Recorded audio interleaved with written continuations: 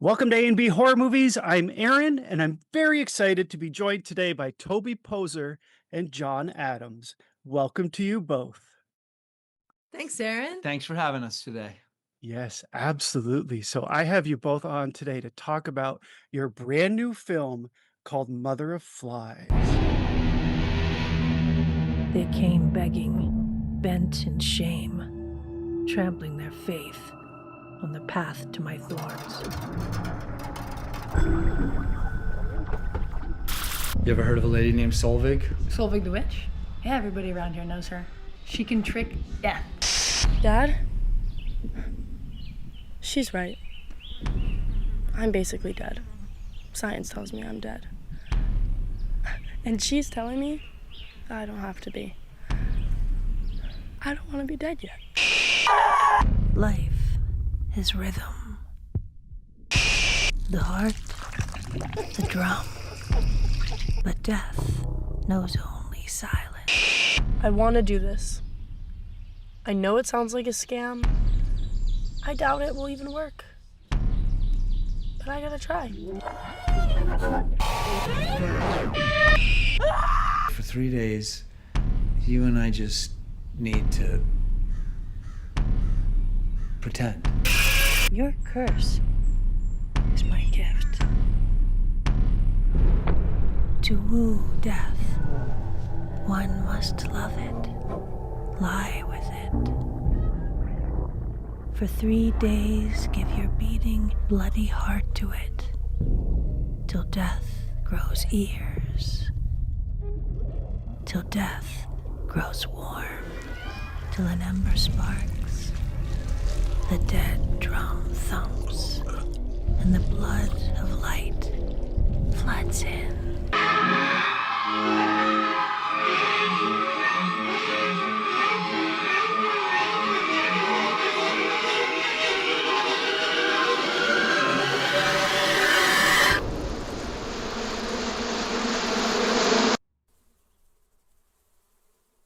It's haunting. It's about coming to terms with loss, our mortality, and I think it's just incredible. It's a nice mix of folk horror, magic, and the surreal, and it's just fantastic if you ask me. I can't wait to talk with you about it today. Thank you. Can't wait to hear Yeah. your take and questions. That's exciting for us as well. Yes, absolutely. So let's jump right into it. My first question for you is, what was the inspiration for Mother of Flies? It's sort of an exploration of witchcraft, necromancy, and there's also hope mixed in, which I think was a really nice touch there. So what was the inspiration for your new film? Yeah, I think all the elements that you just pointed out were the elements that were important to us. Basically, we have a history in our family of cancer. Both Toby and I have been through cancer. We've both survived it through different scientific approaches. Mine was chemo and radiation, and hers was all of her tumors were removed. And the cancer story is a good one because it empowered us. It gave us the meaning of life. It taught us so many things at a young age. And we noticed that it was really a part of a lot of our movies, but never really specifically talked about. And when Zelda found out that she had something called Lynch syndrome, which is the proclivity to have the exact same kind of cancer that Toby has, we decided, well, let's just make a movie about this. Let's just talk about it and empower ourselves and make it an adventure. And the beautiful thing about horror is you're allowed to talk about super personal, hard things, but you're dressing them up in blood and magic and really fun things. So difficult subjects become a pleasure to talk about. Yeah, absolutely. I love that answer. And I do know that there's a personal connection to it with cancer for you both. And I think that makes it even more authentic, let's say. There's more of a personal touch added into the film. And so that sort of leads me to my next question. I did talk about the hope that is in the film. So you do focus on themes of the family and sort of the love element and trying to overcome difficult situations, which you have here. Was that always your intention to sort of balance the hope with the darkness in Mother of Flies? 100%. Yes. I mean, we look at our history as something that is in a way inspirational. You know, we love being alive. We have this strange respect for death. And we try to treat them both with great humor. And hope is very important. I love that you say that. Some people see the ending of the movie differently, and which is also very cool. But for me, there is a lot of hope in both of the stories happening here. Mickey and Jake's story as a family, and her journey, and also for Solveig, the necromancer involved, who is also gaining something from this transaction, is Mhm. also which also ends on a very hopeful note in my mind. So yeah, that was very important for us. Yeah, there's a resolution. There's sort of a nice I mean, it's a little open-ended too, but there is a resolution for both storylines, and I think that's what brings out sort of the hopeful nature of your film. But it works really nicely with the darkness as well.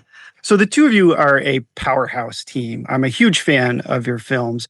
I have to ask, what do you each bring to the table, and what is it like working together? I'm sure you get this all the time, but what is it like working together, and what are your strengths, I guess I would say? I love working with Toby, and she's the only person I really want to work with. At this point, yeah, the strengths are is a great question. Um,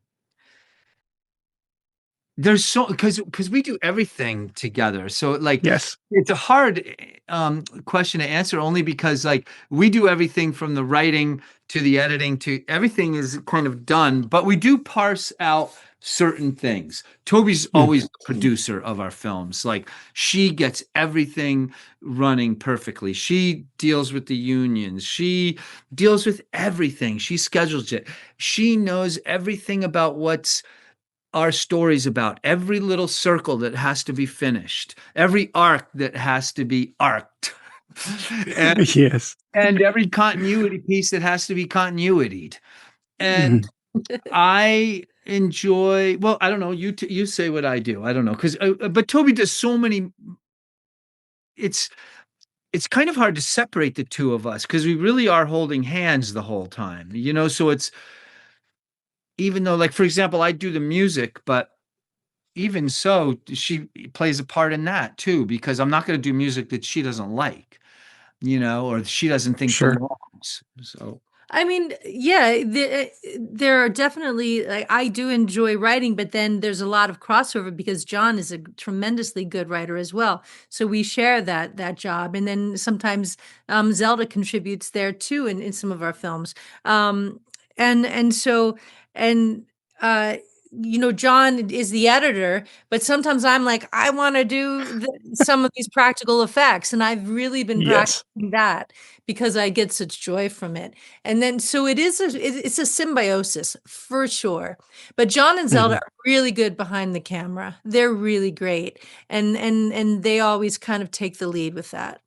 Yeah, I love to hear that it's a team effort. So your daughter is Zelda, and she also stars in the film. That you all take on similar roles, but it's a collaborative approach, and your energy is infectious even through this Zoom call. And I'm glad to see that you both get along really well too. I mean, you could be faking it, but I'm assuming it's real. So Toby, I have to ask. So you play Solveig, who is the necromancer in Mother of Flies. How did you get into the headspace of this character, and what was I guess, the challenge of bringing her to life? Oh, good question. Well, I think I loved her before I ever met her. So I guess Yeah. that there was something, I do believe that most people have an innate like witchiness, which could be translated as connection to an ancestral connection to nature. I mean, we all come from like our ancestors were pagans, and the sun and the movement of the moon, those things were very important to them, and they Mhm. lived and died because of the relationship with nature. So that's something where we live in the Catskill Mountains of New York. You're in the Northeast as well, I believe, I am, right? yes. Yes, So I'm from New York, not the Catskills, but near the Adirondack Mountains. So, oh, lucky you. well, then you know a yes, lot about I the ambient power of yes, absolutely. nature and the cycles that you see, because we're lucky enough in the Northeast to have all the seasons, and they bring such gifts. So for me, there's a lot that was just there. And then the subject of necromancy was, once we knew we wanted to make this story about kind of the axis of cancer and a girl who's trying to survive, and a tumor is essentially a death device. So it was like, oh my God, this is perfect, because a necromancer's currency, her tools are working and manipulating death. So Yes. those were the jumping points for Solveig, and I just loved playing her so much. Oh, and you're just incredible as her. So I don't have another question here. I just wanted to give you some praise. I think you were fantastic in that role. And John, you are fantastic too. You both are. Let's see. So I also want to, I have sort of a general question. Now that you've made, I believe this is your 8th film, what are some lessons learned that you have from all of your previous films that you applied here? And what did you try new with this movie? Fantastic. Kind of a big open question, but what No, comes to mind? Okay. I think the most important lesson from all the years of making movies is make sure that it's fun. Creating the movie is fun, and that every day is filled with like joy. I think we've all come to understand that that's the most important thing of all. Another thing that I think is really important for us is to be genuine and honest. And when we feel like we're not being genuine or honest, we call each other out on it, whether it's the way something's written or the way something's filmed or anything. So I think those two things are the most important, I think, to me. And in this film, I think I think we really wanted to have, I think this is to me, this is the most classic story that we've ever told. Like, I think all of our other movies are a little more arty or experimental, and I feel like this one is pretty classic. Like, it follows a pretty classic run. And now sometimes when I hear reviews, that's not what people say, and that's fine. Like, for me, Of course, yes. pretty classic. Like, I'm glad that people say that, but for me, it seems like we told a very classic kind of fairy tale. I can add something there too, real fast. Yeah, please do. We typically, historically, have not worked with fully made like screenplays. Often we do a lot of our discovery while we're shooting. Now, we still did that with this, but because we had Zelda only for the summer, because she's in university, and we knew we had to work within a limited time, we had more structure than we normally do. So a lot of scenes we would go in knowing this is kind of what we're going to do, and this has this place in the entire, narrative. So we would jump off from there, but usually we don't even come in with that much of a screenplay. And I think we both decided there were many things we really liked about it. Yeah. It kept us organized. So that was really new, and it was kind of a cool revelation. Got to keep it structured, I guess I would say. And it sounds like you were in sort of a time crunch in a way, perhaps you haven't been with before. I love that. So I'd love to see what you're going to do with that for your next project, but we'll have to save that for another time. So I do want to talk about the effects because they are just amazing. I understand you work with Trey, Lindsay on the effects, but I did see a short clip about sort of a behind the scenes clip where Toby, I think you're talking about making the fetus with chewing gum and wire, vomit with fake blood, strawberry syrup, and refried beans and snake embryos that you made out of your kitchen, which you can't make it up, right? I never thought I would actually say all of that in one sentence. So my question for you is, well, it seems like you really embrace the effects. They're all practical. They look so damn good. How fun is it creating those? And what is your approach to the practical effects in your films? So much fun. I mean, I love that. Falling in love. Sometimes I think I should go away like for a month. Well, you can come too. Yeah. But whatever you're doing, I want to go. For some of it. And do one of those like, special effects classes. Because I'm like, and now yes. I would love that to. That would be awesome. But I got to say, I'm enjoying just using whatever strange intuition. And again, what's in our kitchen or basement to come up with stuff. I mean, really, it's like feeling like a kid. A kid can do so much with their imagination. And that's how I feel about this. And I learned a lot from John because he's really artistic and he's always been good at practical effects, and he's always building stuff. Like right now, he's building these kind of like anuses in the earth that these kind of monsters crawl. Yes. Exactly. Count me in. I'm intrigued. And he just goes, he's always going to the hardware store. So much fun. And we, because the current film we're working on, there are a lot of corpses. And so I've been doing studies on what rot looks like at this week and that week, and just having a ball. Yeah, and it's fun because we have the ability to, like right now, like we literally are making a movie where these kind of demons jump out of the devil's asshole, like through, and that sounds funny, but it's really actually really kind of great. Like, and so trying to build the devil's, I think so. Yeah. Yeah. I mean, it's so great. Where else would a demon spring out of? And it's these assholes living on the earth, and then out come these demons. And so yesterday we were working on film the demons coming out of the devil's asshole, and but we realized that the demons were coming out too fast. Slow down, demons. So we got to slow down the demons coming out of this. And, but what's nice is we don't just have a day to do it. We have as long as we want to do it right. To get it right. And that happens with all of our effects. Like we make a ton of mistakes. And we look at them, we try to edit it, and it's like either, oh, that doesn't look real, or it's not editing right, so let's do it again. And like in this case, let's slow it down. It'll look better. And so all these things sometimes take quite a while. And Trey, sometimes we fail. Well, sometimes we fail, and Trey's just like, no, we know he can do this. And he knows other times he just makes whatever rudimentary thing we've done, like that fetus, or skeleton, like he'll be able to do that so much better. And he makes it, exponentially better. Right. So we're so lucky to have him as like the granddaddy. Right. Like we can do practical effects so far, and then he can add this extra beautiful artistic touch to them that really pushes them over the top. I find that all so fascinating. So are you constantly on the lookout for what's next? Like perhaps you're eating in a diner and you're like, hey, this steak could be used for this. Let's bring it home instead of eating it.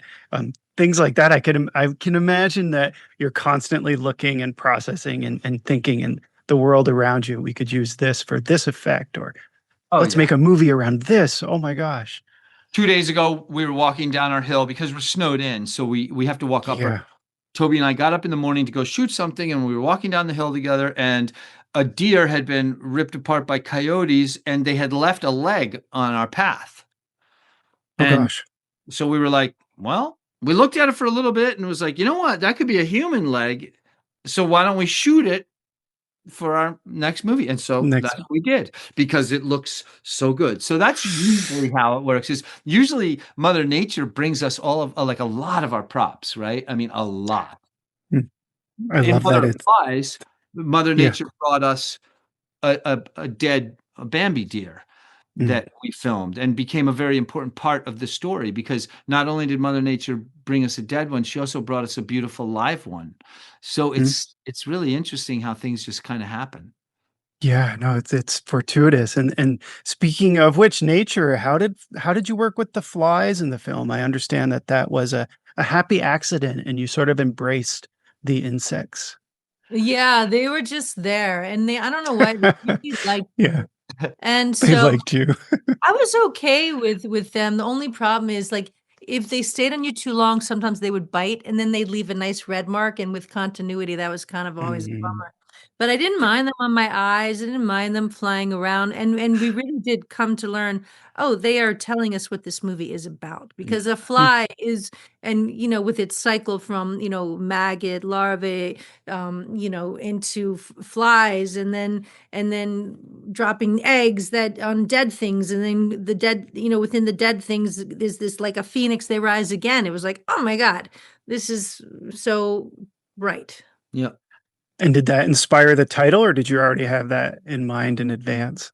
It did inspire the title, yes. Yeah, It absolutely did. Because that's great. honest, in the beginning of the movie, we were shooing away the flies because there was just so many flies. And we were always like trying to get, and then some people were like, you know what?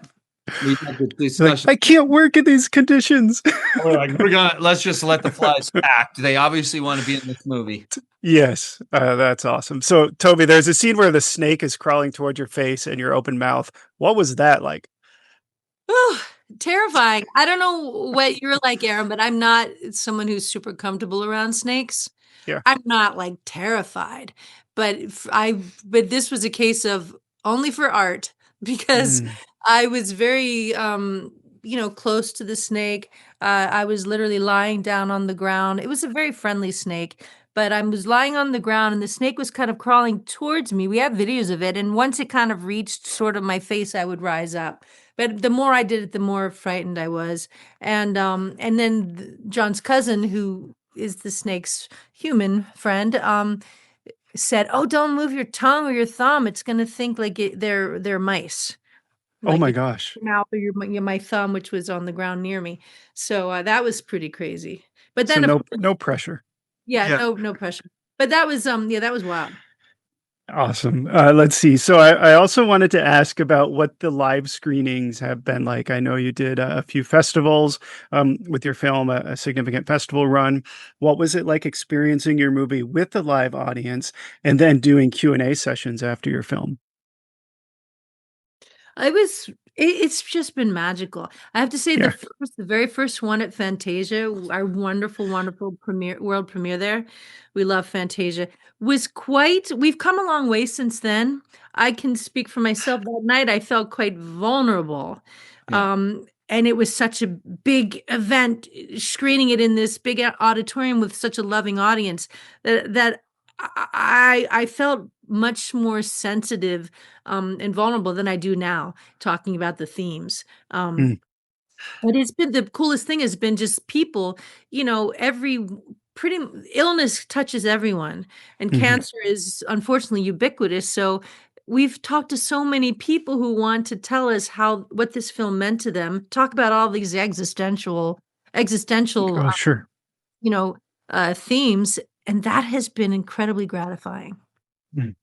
I bet. That's such a great answer. I wish I had been able to see it on the big screen with you present. So I also like to ask if you could describe your film using other films like Alien meets Predator, but obviously not those two. What films come to mind? I mean, I guess you could say Alien meets Predator. Predator would be intriguing for those who haven't seen your film yet. Oh, good I'm question. kidding. I'm going to go with what's the movie? What's the movie with Tatum O'Neal and her dad? Where they're Paper Moon. Okay, I'm going to go with Oh, yes. Paper Moon meets geez, what does it meet? Gosh, because that's a I tough. don't know. Hereditary, maybe? Yeah, except for the difference between I think Mother of Flies and Hereditary is Hereditary in the end says that magic is evil. We don't say that. That's true. Yes. We say that magic is kind of like science. So gosh, that's a great one. What do you think? Oh, it is such a good conundrum. Like even The Witch, I would say The Witch, but it's not like The Witch because also Yeah, there's sort of a dark ending there too. I know what I would say. yeah, what is it? Have you ever seen Hagazussa? It's Oh, I I don't think so. No. No, Oh. Hagazussa. It's either Austrian or German, I believe. It's a wonderful folk horror. I would say Hagazussa. And Excellent. with definitely some of but they're similar, not opposed. A film I love, The Devil's Bath. Ooh, Mm. okay. Oh yeah, that's good. I did see that. Very haunting and dark. Okay, I'm gonna go with this is gonna be weird, but I really don't need an answer. I'm not gonna be able to. Yeah, I'm no, gonna go for it. The one with O'Neal. So what's it called? Paper Moon Paper and- Moon. and Frankenstein. And the reason I say it is because Frankenstein, the monster, is completely misunderstood. Hmm. So that's why I would say it. And he is also a symbol of science, which I think Solveig is. Oh, yeah, I love that. I love the misunderstood element. I can totally see where you're coming from with that. That was great. I didn't think you put so much thought into it. I love that. So I also have to ask, will we get a physical copy? Because I do have The Deeper You Dig. I have these 2 Arrow editions and Hellbender, which I love with the slip cover. Is it too soon? Can you say? Love Arrow so much. Fantastic. Yeah. And Vinegar Syndrome has also treated us really well too. So we're hoping Shudder runs the show on that, but they've always been so generous to us that we believe that will happen. But there's no talk of it yet because Shudder's kind of, it's on their platform right now. So, but Yes, too they've soon. been so generous to us that we look forward to the physical release. Absolutely. Shudder's fantastic. Let's see. I've got a few fun questions for you. Is there a horror subgenre you'd like to try that you haven't tried yet? Yes. Yeah. What is it, Toby? Well, what is it? we're both, I think, would like to make a very dark, horrific Western. Yep. I think that's, and then I love vampires. So I'm thinking in that. I've been thinking about that for a while.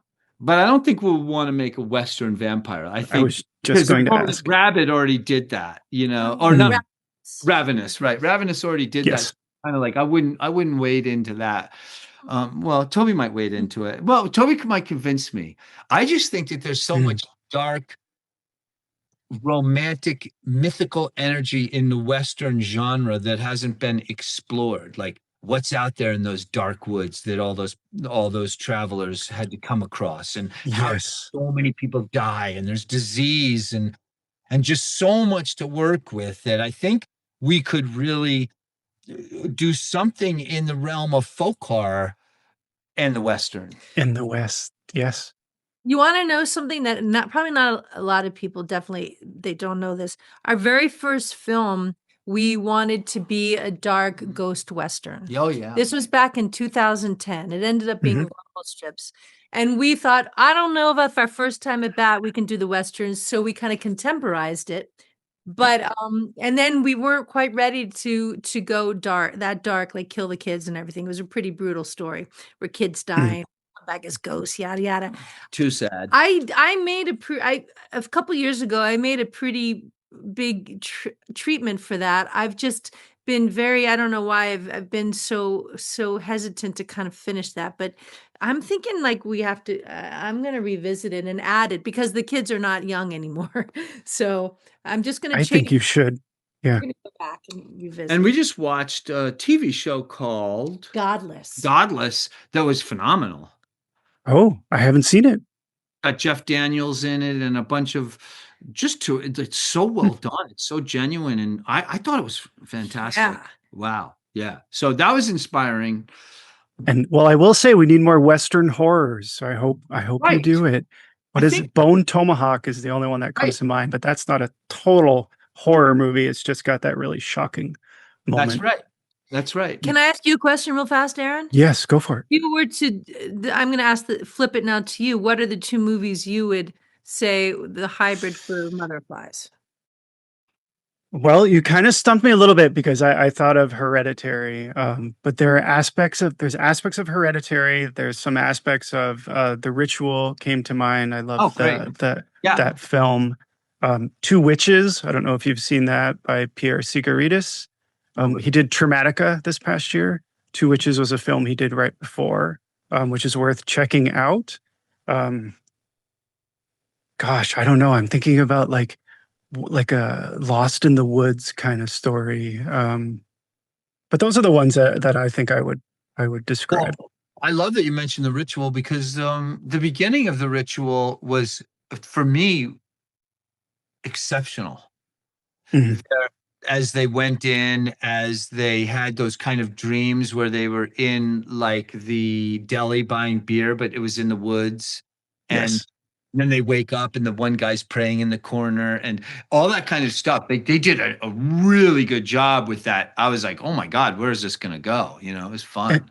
Yeah, and there's also a theme of loss and coming to terms with Right. that. Then they're presented with sort of a cult like folklore and mystery as well in there. But yeah, I don't know if I had to pick just two. That's tough. So now I can see why how you two were put on the spot there, and I love the movies you came up with. Let me think about it. Maybe I'll get back to you with an even better answer. So I have one more fun question for you, and that's because there's a lot of terrifying elements in your films. What scares you both in real life? Maybe not a fun question, but depending on what your answer is. Great question. I had someone once say hand puppets. So I know what mine is. Do you know what yours is? Go ahead.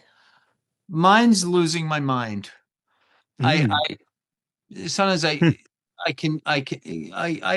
don't want to lose my mind. That terrifies me. And I think that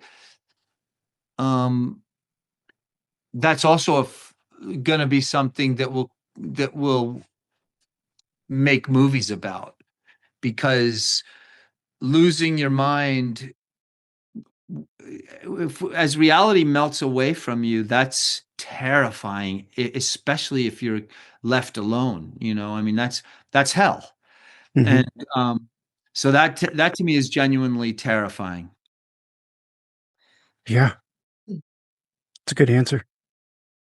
Do you want a light answer or a super profound answer? Oh, super profound. Let's go profound. My God, it's like Trivial Pursuit.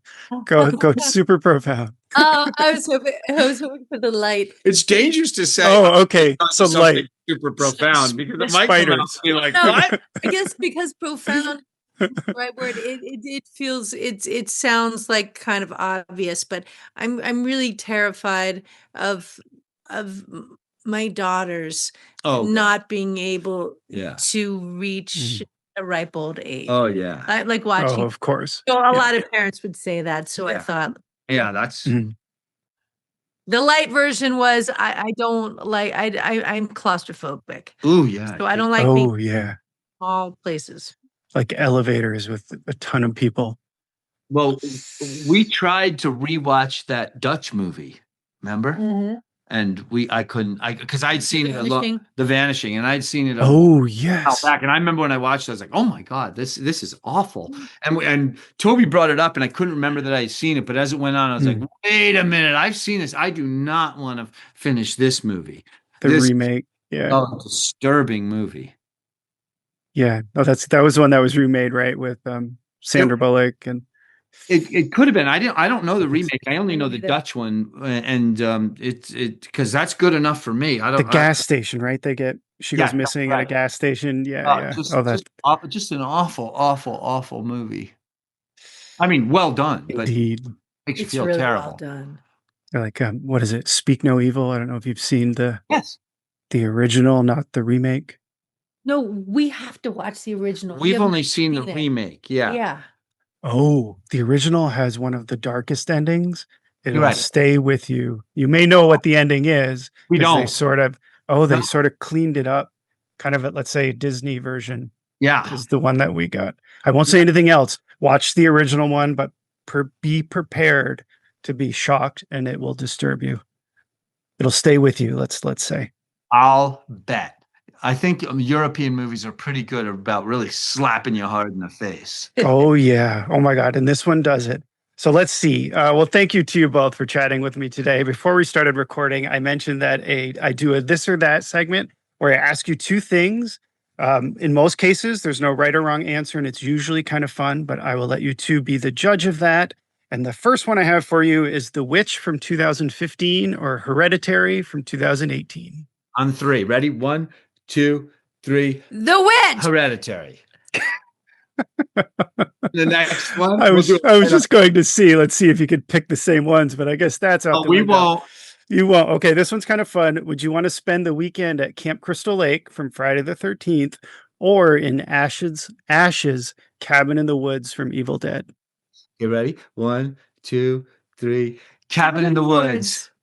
Okay, so you're in sync there. Yes. Just don't go in the basement and don't read the book. Oh, well, here, Oh, The then that's Ritual. not very fun.